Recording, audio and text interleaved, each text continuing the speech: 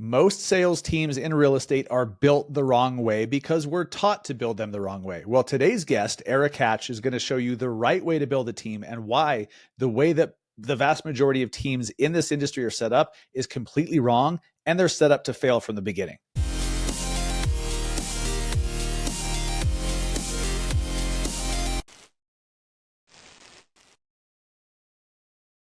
What's up, guys? Welcome to episode 380 of the Massive Agent Podcast. I am your host, Dustin Brohm, here in Salt Lake City, Utah. So excited for our guest today, Erik Hatch from Hatch Coaching. He's the CEO of Hatch Realty, and he is one of the foremost experts, if you will, on team building the right way. So he's gonna go through the process, who to hire first, then second, then third, how to compensate them. He's going to go through that. And I bet it's not what you're expecting. I bet that what you're going to hear from him is a completely new perspective on team building that you have not heard before. And I freaking love it. And I'm excited for you to hear it because, a dirty little secret. Most of the teams that you see on the Real Trends list, the Wall Street Journal list, they're not even profitable. Or if they are, it's only because the team leader is still in production and most of the team's production is done by the team leader. So there's just a lot of mathematical gymnastics being done to make teams look like, oh, they're making all this money, they're doing all this. Not necessarily, because a lot of these teams are revolving doors. The agents on the teams are not making a good living. They're not earning enough income to support themselves, so they have to leave and go elsewhere. It's just a broken model. Erik Hatch has the solution. I'm super excited for him to be on today. Let's get into it with Erik Hatch. Let's not beat around the bush anymore. Let's teach you the right way to build a sustainable team that your team members will love. So Erik, a little spoiler alert, he's had a large team for about 12 years now. There's been agents on his team that are selling over 100 deals a year, and they stay with the team. So some of you are probably like, how is that even possible? Like, why would they do that? Why wouldn't they go out on their own? Well, pay attention. You're about to find out. Let's bring on Erik Hatch with Hatch Coaching right now. I am here with Erik Hatch, the CEO of Hatch Realty, the owner of Hatch Coaching, one of the best team building, business building minds in real estate, in my opinion. Erik Hatch, welcome to the Massive Agent Podcast, my friend. How's it going? Well, once you said in your opinion, it just like chopped me down a little. It could have just been the capital truth statement was like, this guy is a triple threat. He's the Justin Timberlake of real estate. I could have lived with that, but. Well, I think it would pass a fact check. So we can just count it as fact. So I love it. Hey man, it's so good to be here, bro. I'm glad you are. I've definitely been obsessed with, over the last couple of years, helping agents to see themselves as an entrepreneur who should be building some type of business and not just owning their own job. And I know you see the world the same way. You have a great sales team, a great teamerage and brokerage, and you teach others how to operate sales teams and businesses at a high level. So there's no better authority. I get asked this question the most, Erik. When am I ready to build a team, and who should the first hire be? What would you say to somebody like that? The first thing I would say, Dustin, is like, do you really want a team? Because I think that's what so many people are lulled into thinking is I should have a team and the team is going to be my solution. Here's what people think is the team is going to get me time and the team is going to get me money.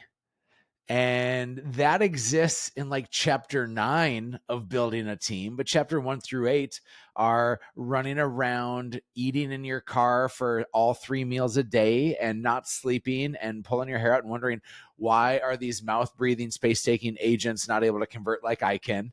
And you just bash your head against a window and you say, why, oh, why? And you cry and you sob and you wonder, does it have to be this way? And I will tell you, if you're trying to build a traditional team, the way in which the Red Book years ago taught us how to build, I think those traditional teams are all but dead.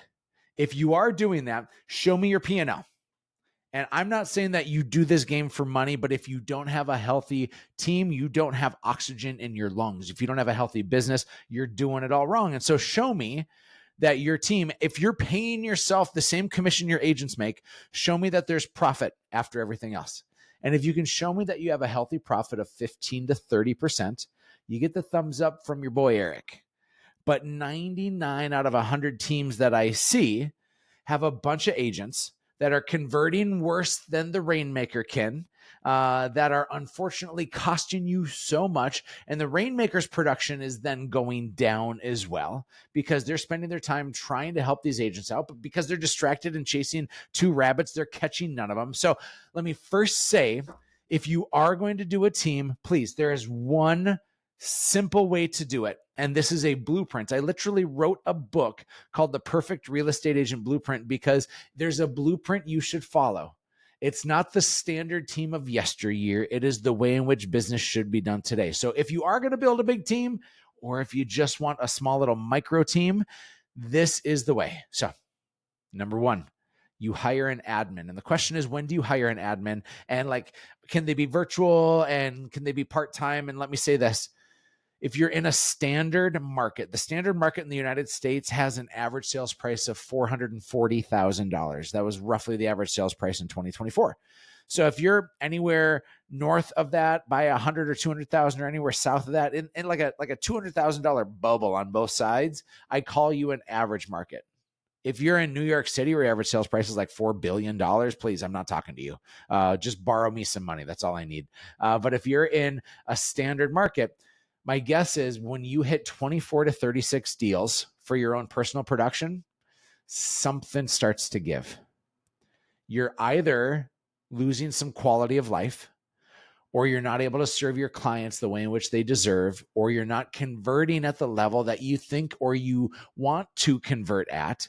And so something has to give. And I think that the move is to hire a full-time in-person admin.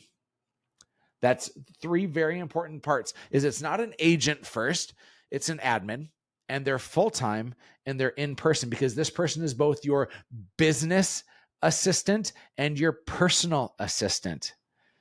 When your cat needs to go to the vet, that shouldn't be you. That should be your assistant. When you have a transaction to coordinate, that shouldn't be you. That should be your assistant. When you have a box to run to a house or a sign to put in the yard, that shouldn't be you. That should be your assistant. This first person takes all of that low dollar income producing activity off your plate. And here's what happens, Dustin, almost every time. If you hire the right person, you're going to see that your transaction count goes up by 10 to 20 transactions, 10 to 20. If you hire a great admin, their full-time work of 40 hours a week is taking off 15 to 25 hours of your work. When you take that time off, and remember, you don't get 40 for 40. They don't take 40 hours of work off because you're sloppy, you're fast, and you're inefficient. They're going to actually do it right. They're going to do it with care. And there's a lot of nuanced pieces that need to be done. And they also don't run at the same speed that you do. Thank goodness. But when you hire this person and you do 10 to 20 more transactions, all of a sudden now you will get a 4-to-1 at minimum return on your investment. And poof, you take that time that's afforded back to you and you reinvest that. You can use that to rest. But in this phase, most people, if you're hungry, you use that to rebuild. You take that to do lead generation. You take that to convert more business. You take that to shake more hands and kiss more babies, where all of a sudden now your 30 deals a year are now 45 deals a year. And you're bringing in so much more GCI. And the only cost you added was the cost of a full-time in-office admin. That's hire number one. Tell me about how you pay this person. And by the way, are we assuming that you already have a transaction coordinator to handle the admin stuff for your deals?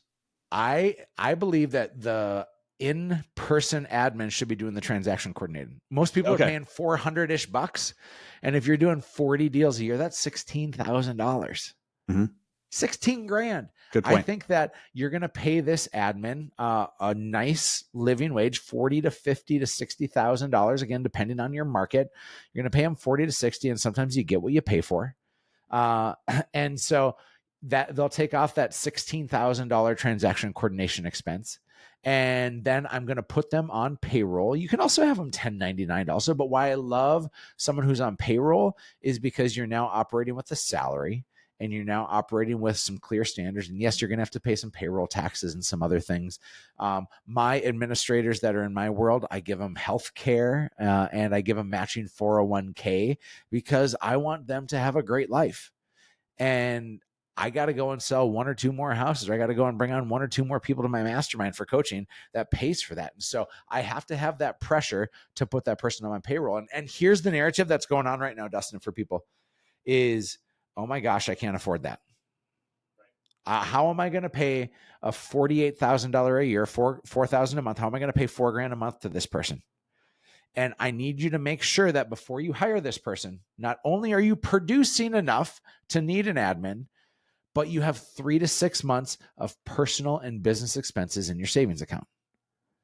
So you make sure that if no homes sell, if you have an oh crap season, well, you don't have to just immediately fire the person after 30 days because you've planned for what's to come. We have to get much more responsible with our money, Dustin, and most realtors are trash with their cash. I cannot disagree. I think it's one of the biggest weaknesses we have. I mean, just to go off a little tangent, and I'd love your thoughts on this. I think that getting financially sound is one of the best things you can do to be a great real estate agent. Because if you're not, you can't help but guide people and like wanting them to move a little bit faster than they should, or you're a little bit needier in a conversation than you should because you need a closing. I think getting financially sound is a great way to produce more.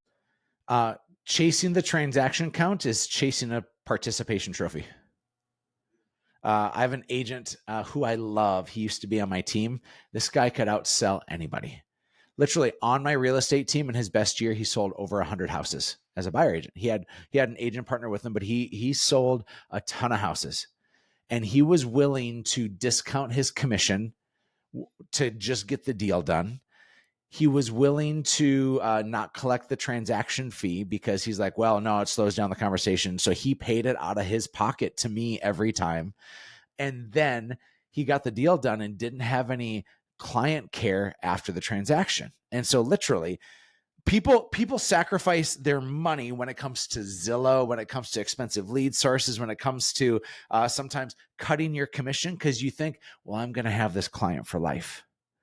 But if you don't have the care to slow down and love on these people, and I'm not talking about automated emails and newsletters and client gifts, I'm talking about relationships that stand the test of time. I'm talking about being in those people's lives, and you won't have the time for that unless you have the administrative support for that. So literally, until you figure out the financial model, you're just chasing trophies that will dissolve the moment you let it go. And that's what happens with so many people's businesses, and they got to do better. Well said. I love that. Something that I heard you say a while ago. It's now completely slipping my mind. So I'll come back to that. But so if you have the full-time admin in person, ideally, the next hire is then a buyer's agent? No. All right. No. The next hire is admin number 2.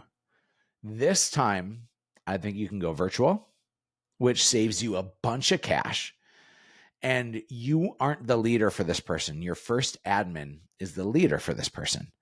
This person is the very first admin, the in-person, they help you to breathe. They take everything off your plate that is minutia killing.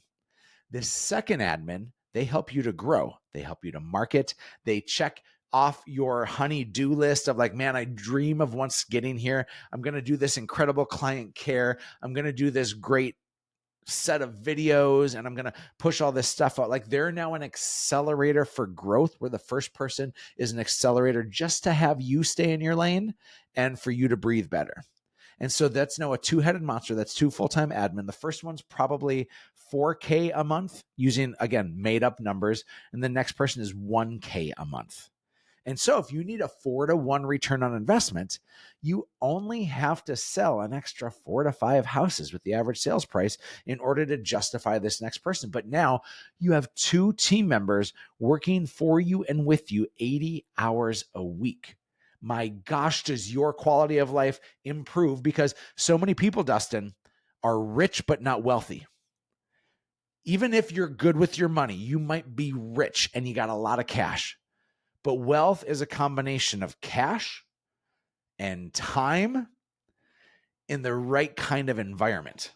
And I know a lot of people that are rich in money and broke in time. And I've lived that life, and that is an empty life to live. I value time more than I value money, but I need both in order to accomplish the goals I have in life. And so the administrative support as the foundation of your business, right? You got to go deep before you go wide. And the deep is all building up a monster program, a micro team around you, the producer. Please hear that again. A micro team, not a mega team, a micro team around your personal production. And that leads to the third hire. And you might be saying, Dustin, hey, that's now the buyer agent. No, no, no, no, no, no, no. Hiring a buyer agent is silly and stupid and dangerous and bad and wrong. It's wrong. We've been taught wrong, and I'm tired of it. Look at this. I'm all fiery and sassy. I'm a nice Midwestern guy. I'm full of Icy, Erik. piss and vinegar right now, Dustin, because people shouldn't hire a buyer agent. Here's why. I'm a friggin' great realtor. You give me 5 quality leads, each one of them worth $10,000 of commission. You give me 5 quality leads, I'm gonna crush all 5 of them, right? It's my sphere. It's somebody I picked up at an open house, and it's a referral, and like I'm gonna kill all 5 of these. That's $50,000 in commission. But here's team building 101, and it's wrong. Well, if I just hire a buyer agent, I'm gonna give them those 5 quality at bats, and at a 50-50 commission split, they're gonna make $25,000, and I'm gonna make $25,000. And I'm just going to hire 40 of them, and I'm become a millionaire. I just need 40 of those buyer agents, and millions of dollars are coming my way. But Dustin, the person who says yes to being an agent on the team is usually a new agent. They maybe have the potential to be a superstar, but when you're new, you're not very good. And so are they going to close all 5 of those? No, they're not. And they're not going to close 4 or 3. They're going to close 1 or 2. Right? Would you agree they're going to close 1 or 2 of those 5? Yeah, I think that's generous with some people. Well, we'll at least say that they close 2. So they now make $10,000. And I, air quote, make $10,000. But honestly, I just lost $40,000. If we look at that differently, they made 10 and it took them 6 months to make $10,000. What quality of life do they have if it takes them 6 months to make $10,000? What stress is happening in their world? What doubt, what Uber driving and delivering for DoorDash is happening and taking them away from the main thing?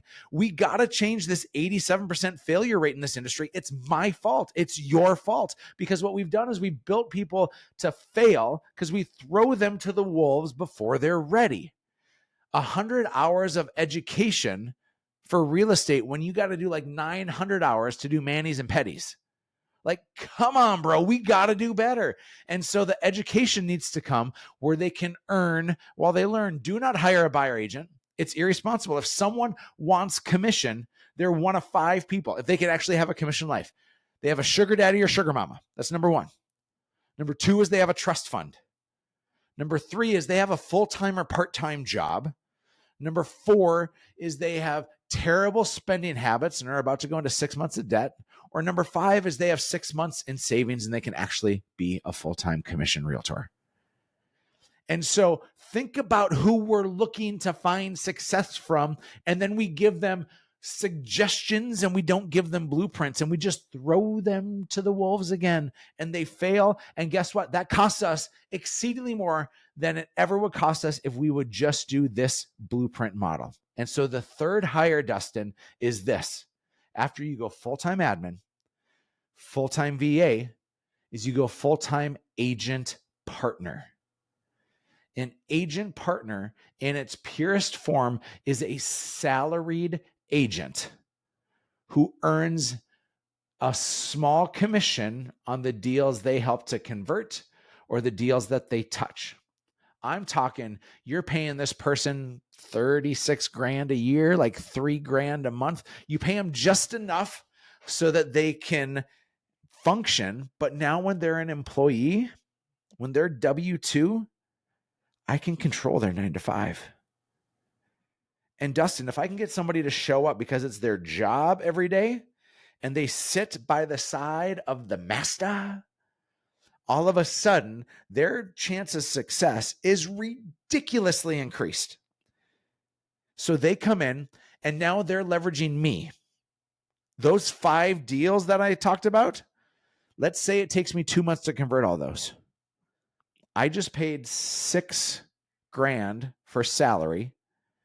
And then if I pay 5% to them for the deals that they touch, and they touch all 5 of those, if I pay 5%, that's $2,500. So they make $8,500 in their first 2 months as a realtor. Is that good? Yes or yes? Yeah. Yeah. Are you kidding me? Do you have any idea how little new agents make? They make jack squat. Right. But they're going to make $8,500 in this mythical scenario. They're going to make $8,500 their first 2 months. How's their education going to be working alongside me and my clients? Good or great or fantastic? Like, it's all those things, right? But guess what, Dustin? I just kept $41,500 in my pocket. I kept 41 grand. If I hire a buyer agent, I keep 10 grand. They have a crap life because their 10 grand comes over 6 months. I'm going to get them $8,500 in 2 months. And they have stability. And they have a better education. And guess who else wins is my client wins, because I don't just throw them the new agent and I hope and I pray that they find their way. Instead, I give them me and my new agent. They get 2 for the price of 1. So my clients win. I'm not doing showings on nights and weekends. I'm just negotiating. I'm the doctor. I'm there for surgery. I'm getting them under contract. I'm dealing with the tricky stuff, but everything else is done by the agent partner, by my nurse. And so my clients win. I win because I'm making buco cash. I got time back in my life. And then this new agent has a blueprint for success, and they can't leave that job until they graduate. So that means that they got to earn it by time served, by competency shown, and by number of deals they actually convert. This is how you build a team. Stop building it by just hiring agents and expecting them to convert like you can convert. It is bad math 7 days out of 7, and you got to do better. I love the spicy Erik, by the way. It's a great Erik.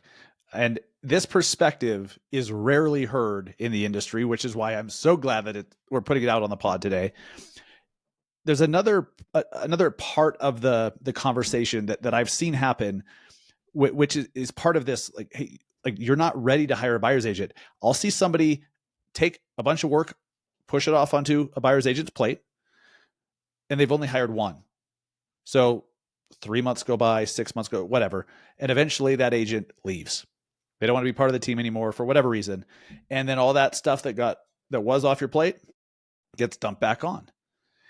And it blows up a business. So talk about that in this greater conversation of, buyer's agents or agent partners, as you call them. Mm-hmm. I would ask the question of, why does somebody leave? Why does an agent leave? Sharon says that it's because they've run out of runway, or they don't have a future with you anymore. I think that if we lose proximity with our people, it is the fastest way for them to leave. If we stop spending time and investing in their future alongside them. And so what happens with agents is, and you may be too young to remember this, there used to be this infomercial that I watched as a kid. It was called the Ronco food dehydrator. And so they would put in all these meats and these fruits, and they would say, listen, you just put it in at night, and in the morning you wake up and you have delicious dried strawberries and beef jerky. And so you just set it and forget it. And most people think that hiring agents on their team is the Ronco food dehydrator. They think they just have to set it and forget it. They think that training is something that happened and doesn't happen consistently. They think that leadership and hiring and pursuing your people is something that happened. It's something that actually has to happen every single time. And so why will an agent leave you? It's because they don't see a future with you. It's because they've lost proximity with you. It's because you stopped caring about their future and you stopped holding them accountable to who they said that they wanted to be. And so we have to, as leaders, do better. So if you're going to go and hire some buyer agents, are you willing to do what it takes in order to help them find their success? I've been doing the team game for a while now. I started my team in 2012 and was given the gift of imploding my team and getting kicked out of my brokerage in 2013. Here it is in a snapshot. I was a KW agent, and my first year in real estate full-time was 2011. I sold 52 houses. Sphere, referral, open houses. I was grinding 52 houses, no agent partner, no DocuSign. I was just hustling. And so I did what thought I was supposed to do, and that was start a team. And so I hired 4 agents and 1 admin. And by the time the year was up, I was a team of 13. And I bought a bunch of Tiger leads, which was just early internet leads. And I hired people quickly. I trained them by saying, watch me, check it out, watch the master at work. And I love golf. Do you think that if I watch Tiger Woods golf, that it makes me a better golfer? And I'm not Tiger Woods of real estate, but do you think that as a team leader, if you just say, watch me, and that's your training, you think that's actually going to get somebody better? Because you're fooling yourself. But I just told my people, hey, watch me. And then I threw them a bunch of internet leads that I didn't even know how to convert because I built my whole business on my sphere. Sent them a bunch of internet leads, and I had them work open houses, and they picked up some open houses, which was good. But ultimately the year finished and we sold 192 houses my first year as a team, 192, but I was 113 of those. And so I didn't give anybody a better life. I gave them my table scraps, and I hoped that they would find a way. Hope is a great thing to have, but it is a terrible business strategy. And when I was given the gift of starting over, here's what I did is I said, I got to do this different. And so I was down to 3 people on my team, myself and an admin and an agent. And we rebuilt from there. And now I've gone on to sell over 7,000 houses in the last decade. And as we did it, my per agent productivity became my North Star. It was the only thing that mattered to me was, what can I do to have these agents have an incredible life? Because it was no joy of me making a bunch of money if I was the only one making a bunch of money. I'm in this business to change lives, and my life is one of them. But if I'm if I'm just focusing on me, that's a crappy business model. And so in our best year, I had 19 people make 6 figures in Fargo, North Dakota. 19 people. My per agent productivity averaged over 30 deals per agent. From new agent to seasoned agent, we averaged 30 deals per agent. We sold 1,024 homes. We had a 9.5% market share. And that all came to be because my agents were crazy trained. I'm not talking about that cheesy song Crazy Train or that crazy band Crazy Train. I'm talking about my agents were crazy trained because every day we did the damn thing. Whether it was 1 agent or 10 agents, if you want to train 1, you can train 10 at the same time. It's the same energy that goes into it, but the group became accountable to each other. It was iron sharpening iron. They were role playing in real time. They're listening to calls in real time, and then they're practicing and they're critiquing each other, because it's not just set a video and walk away. Most team leaders are so damn busy that they become unintentional, terrible leaders of other people and developers of other people. And we had to treat this as the main thing. The main thing was per agent productivity. And so if we keep that at the North Star, that we're there to change other agents' lives, my world changes because of it. And so the secret to all this, the secret to everything I know about building a team, is that we have to figure out how other people win. And if we hire fast and train light, I have never seen those people win and have big lives. Those are the revolving door teams that we all see, right? Focus on agent count. I feel like Johnny Moxon in Varsity Blues that says, I don't want your life, because I don't want the life of the revolving door agents. I want people's worlds to be changed. I want empires to be built. And of course I want them still on my team, but if they don't feel that that's still the spot, like, I still want to watch them win. I still want to be a chapter in their books. And so that's my team jam. And I love it, and I'm fired up for it. And I want to do everything I can to try to help people to live that better life, because when I finally figured out this model of a team, I figured out how I could keep a ton of cash for my own personal production. I figured out how I could give people the greatest chance at life. How do you think those agents, how do you think I had an agent do 100 deals a year? He started as an agent partner, and he got his MBA in real estate before he ever actually went on his own. His story is so fun. His name's Tyler, and he was working 3 jobs. He was a paraprofessional at a school.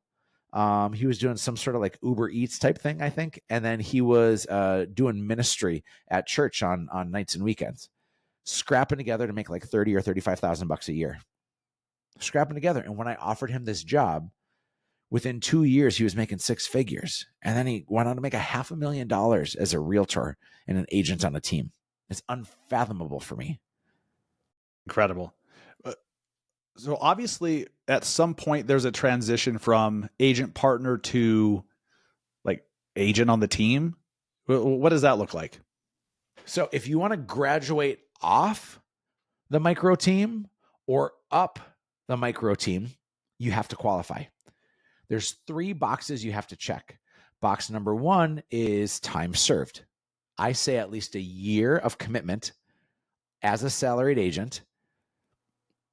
Number 2 is you have to show that you got that dog in you. You have that ability to convert enough deals. And so either from your own sphere or from referrals or from you working in the database or working open houses, you can bring in at least 10 deals. You help to convert at least 10 deals, because why would I let you go and fail as a realtor if you can't do this under my watchful eye and my training and my schedule? Like, do you really think that you're going to be more strict on you than I am on you? No, like you have to earn the chance to graduate. And then number 3 is actual shown competency. That's the only thing that's not a black and white, and that's left to a judgment piece. That's really just there as kind of a protection clause and a get out of jail free. And so they can graduate off the team to actually be that buyer agent that we talked about. And that's how they're going to convert 5 out of 5 or 4 out of 5 of those, and all make great money and they'll make great money. And it's a big win across the board. Or this is my favorite, they graduate up the micro team, meaning they become me. I'm still going to be that lead generator. I'm still going to be that person that brings in the deals. But what if they start doing surgery? What if they start handling the negotiations and getting people under contract and dealing with tough inspections and those kind of contentious pieces? I can promise you that person will have a $100,000 to $200,000 a year life in this model, and they don't have to be a hunter. Most people fail because they have to hunt. If you can take that hunter responsibility off of it, think about the talent pool that opens up. And guess what? I'm still, as the business owner and as the rainmaker and team leader, I'm still retaining the grand majority. But now we're doing 70, 80, 90 deals a year with one admin that's full-time and a VA, with one agent partner that's still doing all the showings. And then I got somebody doing all the navigating and negotiating. If we're at $10,000 a commission and 90 deals, that's $900,000 of top line revenue. My agent partner is going to make 60 and my admin together are going to make 60. So that's 120. Let's say I pay 180 to this other person. Gang, 180 plus 120 is 300. That means I'm keeping $600,000. Do you think you'd like a business where you don't navigate, negotiate, show any houses? You have 4 people working with you and you're one succinct unit, and your job is to lead generate a little bit and be a little bit of a leader, and all of a sudden you make $500,000? Dustin, do you know how many real estate teams actually make $500,000 a year In profit? Yeah, Probably very few. Not many. Yeah, I believe and that. This is a 5-person team. 5-person team. I think it's a brilliant model.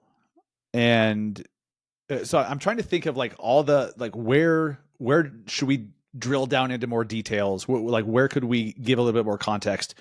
I know, like, I can just hear people now. They're like, okay, well, I've never hired an employee before. Like, how does the W-2 thing work? Like, how do you withhold taxes? Like, how do you make sure you're doing everything right as a first time employer? What do you, like, how do you do that? Are there services you can outsource it to, or? Well, there's always services. I literally wrote a book on this called The Perfect Real Estate Agent Blueprint. I'll give it to everybody that's listening here for free. You just got to pay shipping and handling. It's like $7. And so if you want this book, we break everything down for people. Follow me on Instagram, Real Erik Hatch. That's Erik with a K.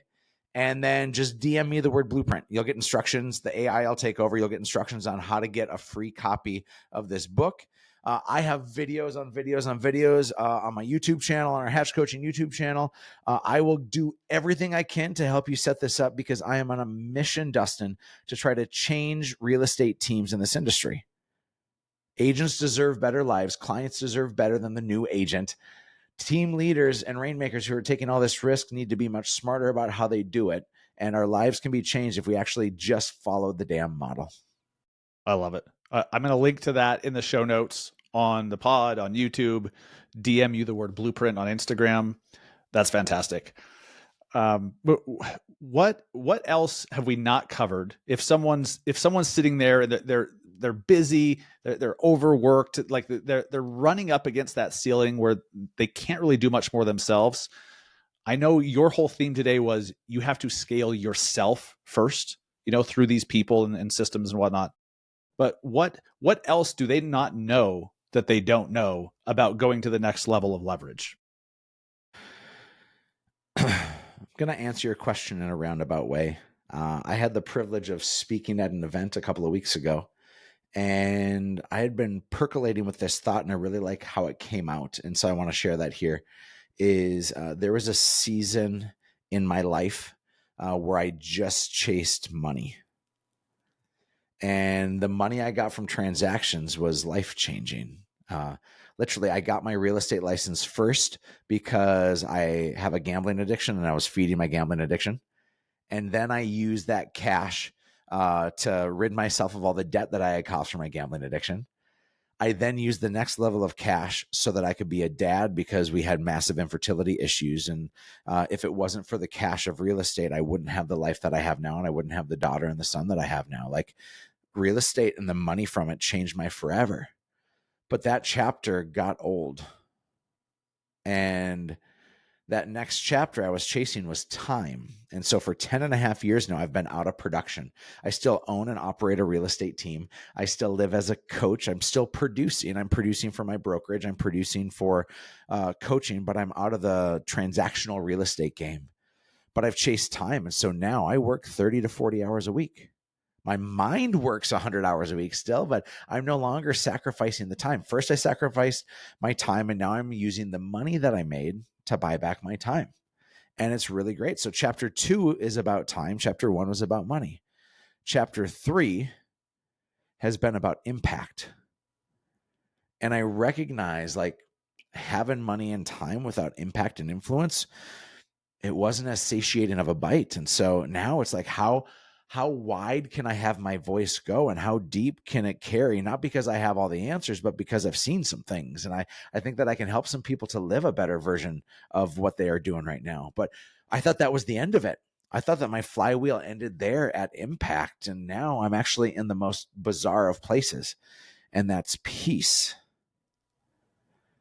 Because I'm imagining, if you're anything like me, that some of what we do is for a flex because of daddy issues, or because of rejection issues, or because of a brokenness we have, or because of a story that we have believed to be true.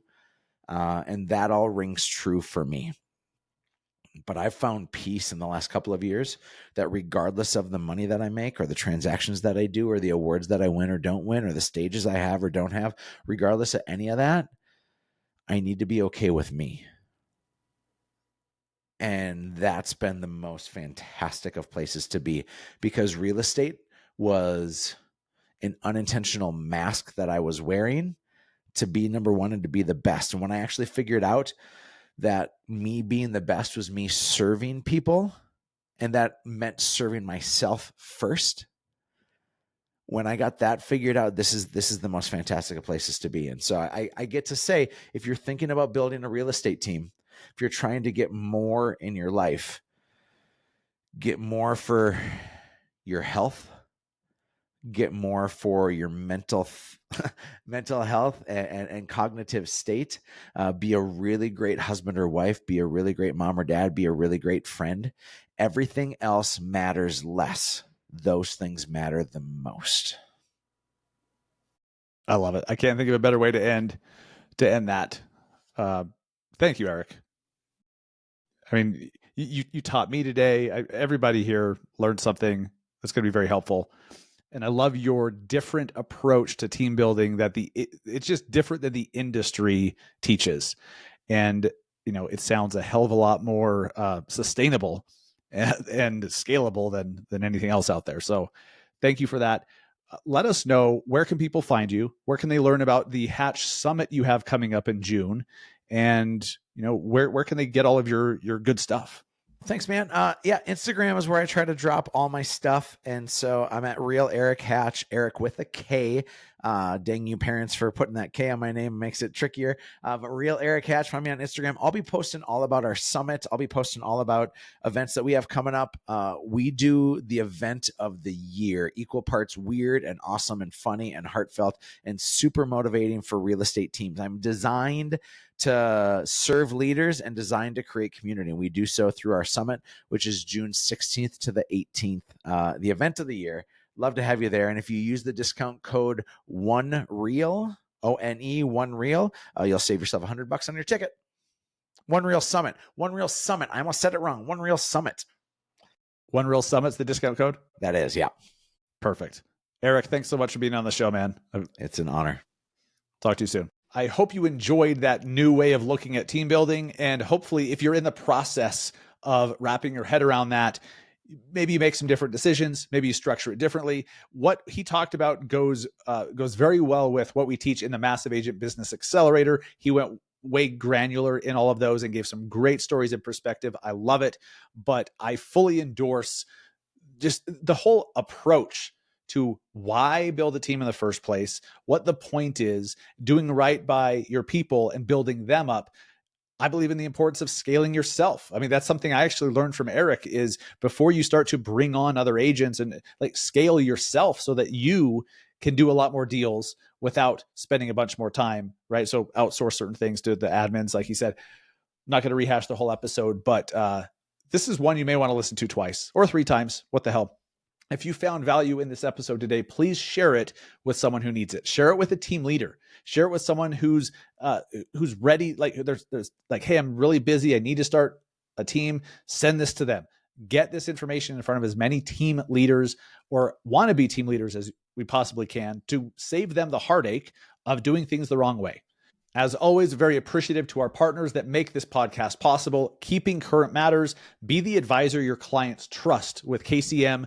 KCM gives you an easy to understand market insights. They give you ready to share graphics. They give you video scripts to keep you looking like a pro and to position yourself as a real estate advisor, which is how you actually get business, not just a salesperson. Try it for free over at kcm.com/BAM today. Sorry, try kcm.com/BAM today, and then level up your business with BAMX. BAMX is now on School. They've moved their courses, their masterminds, the trainings, all the networking over to the School platform. It's awesome. It's a network of ambitious agents ready to push you higher in addition to all the trainings they have. Join today over at massiveagentsociety.com/BAMX, massiveagentsociety.com/BAMX, and check out the new platform. I think you'll find it's quite awesome. If you like BAM and what they're doing and love the information they put out, you need to be a part of BAMX, especially for their business in a box that they do. Check it out, massiveagentsociety.com/BAMX. Thank you so much for listening. If you have not yet left a review, please do. Let me know what you like about the show. Let me know which episodes resonated with you.